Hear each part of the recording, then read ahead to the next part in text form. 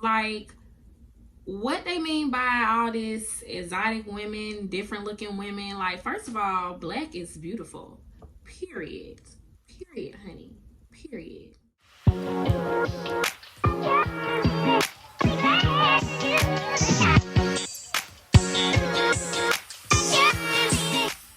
But yes, so black is surely beautiful. Okay, black is beautiful. I don't know who told 50 Cent and Lil Wayne or whoever agrees to disagree about women being exotic. Okay, first and foremost, I just wanted to let you guys know that all women are beautiful. Okay, so do not take my words, twist, screw, and put it in a different category. And not even no offense to 50 Cent, Lil Wayne. Hey, if you're watching this, if not, But I'm just saying that when you make such a statement about black women being mad or loud or angry, you got to look at the factors of why, for one. And even those exotic women, different cultural women, everybody get mad. So it's not like, you're saying that out of, okay, like they're different. We're all still women. At the end of the day, it doesn't matter if you black, white, Puerto Rican, Chinese, Asian, like we're all women. So those women get mad too. They have their crazy sparks just like every woman and every man does. So let's just stop it with the whole exotic this, exotic that, okay? Period. This is why they get mad, they get angry. You see a lot of sisters, they go, oh, you with this kind of girl or that kind of girl. That shit is exotic. Stupid. That shit look a lot different from the shit that you see in the neighborhood all the time. But anyway, I try not to say period as much because I don't want people to perceive me as whatever people thinking. I don't know. Really don't care. But anyway, so I also just wanted to jump into the 4 steps of peace, you guys, because I have not talked about it and we need to talk about it because even when situations like this occur about this exotic woman stuff, women, we tend to down our bodies, we down our hair, we down a lot of stuff about ourselves when we really are just beautiful. Like, stop letting other people, social media, men who say, oh, I don't like women who wear weave or I don't like women who wear makeup, and then they go turn around and either like the pictures of someone who got the same things they didn't like or go get a chick that they said they didn't really like. So yeah, so at the end of the day, do you, and that's the same with men. You have women that say, oh, I don't like a thug, or oh, I don't like this, or oh, I don't like a man who work a 9 to 5, or I don't like a man who said, first of all, girl, please, you went ahead and did it anyway. So therefore, we all have that little want to know what is on the other side. Okay, so it's nothing wrong with that. It's nothing wrong with that at all. Just admit it and move on. But anyway, yeah. So I'm just saying that it doesn't matter about race, color, gender, ethnicity, none of that. You want to do whatever you want to do it. If you want to wear wigs, wear wigs. Okay, you want to wear makeup, wear makeup. You don't. You want to, be a guy who want your pants to hang. That's your choice. If you want to be a guy who wears suit and tie every day, that's your choice too. So at the end of the day, don't go by like if someone tells you they want you to be like this or they want you to be like that. If that's the case, they just need to go find whatever they're looking for and just let it be. Okay, so that leads to the 4 steps of peace. I'm pretty much just saying, make sure, you guys, that when people come at you, don't let those things trigger you. Okay, know how to just walk away, leave it alone. And I know that's better, that's easier said than done, I get that. But what I mean by like step 1, when it comes to understanding your triggers, recognize what triggers you. Recognize what makes you mad. Recognize what makes you sad. Recognize things that make you feel different than happy, other than happy. Okay.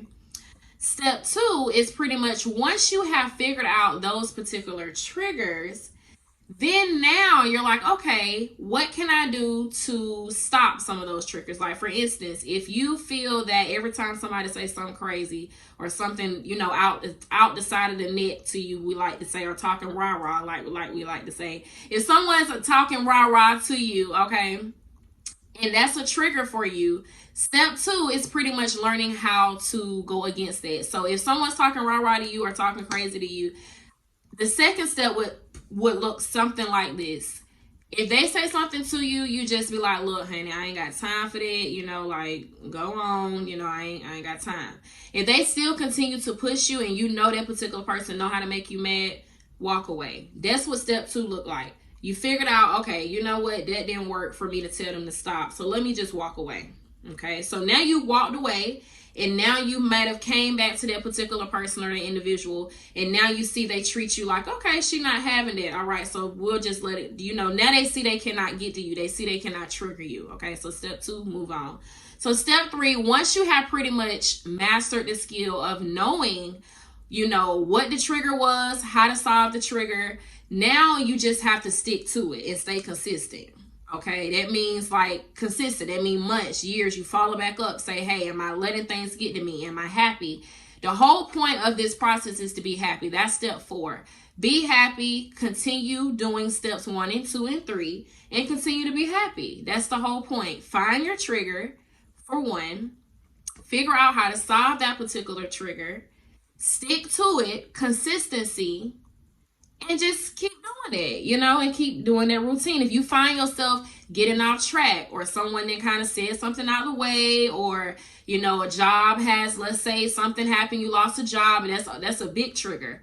That's one of those triggers where you really have to have self-control of yourself to know, like, hey, or not even self-control, faith in yourself to know that you're going to figure out, you're going to make a way. So that's kind of what, the 4 steps to peace looks like. So I'm going to go a little bit more in depth about it, and give y'all a little bit more examples, because this happens every single day. Even with this movement, it just comes to like, okay, we're trying to get our voices out, but we're not doing it really in the right way or the beneficial way. So that's kind of like they triggered us to get out here to do certain things, and then we turn around and didn't even carry on throughout the process of staying consistent. And it's like a lot of other distractions that's going on and taking us sideways. So anyway, like I said, I just wanted to drop in and talk about the exotic woman stuff, because it's like, Black women, we are beautiful. I don't know what they talking about, but we beautiful. So yeah. So, and that's for all my ladies watching this, girl, you're beautiful. Beautiful, beautiful, beautiful. Don't let anything that anybody say, I don't care if they are celebrities or anybody, with a status superior, we're beautiful. All of us are beautiful, okay? And I'm sure they probably didn't mean that much by it, but come on, why say it if you don't mean it? But hey, it doesn't matter. I do agree, with a lot of people that were saying in general, like, Black women, we put up with a lot of stuff, okay? And that's women in general. We put up with a lot of stuff when it comes to riding for you, being there for you, and I'm not saying every woman's like this, because it is some Black women, some white women, Asian, Caucasian, all kind of women, that have, it's all kind of women, that have been unfaithful, unloyal, so I can't really put a statistic on that. I'm just speaking for me. And when it comes to, talking about us as Black women, honey, we do a lot. So we ride or die. We're there always. So, yeah, we're there always. So when you talk about Black women, like I said, I can speak for myself, but I ride or die. So you can't just say that every Black woman or whatever, I don't even know. Just leave it alone. Okay, that's a sensitive topic. You should have never did that.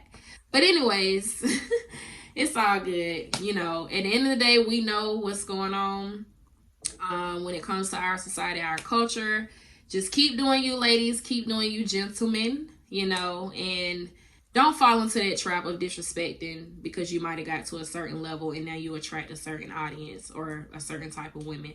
Don't forget where you came from. Please stay humble. Stay humble. But yeah, y'all, stay safe. I'm going to go ahead and tune out. I got stuff to do, but it was nice talking to y'all, and I will definitely spill it to you next time because I got some stuff to tell y'all. All right.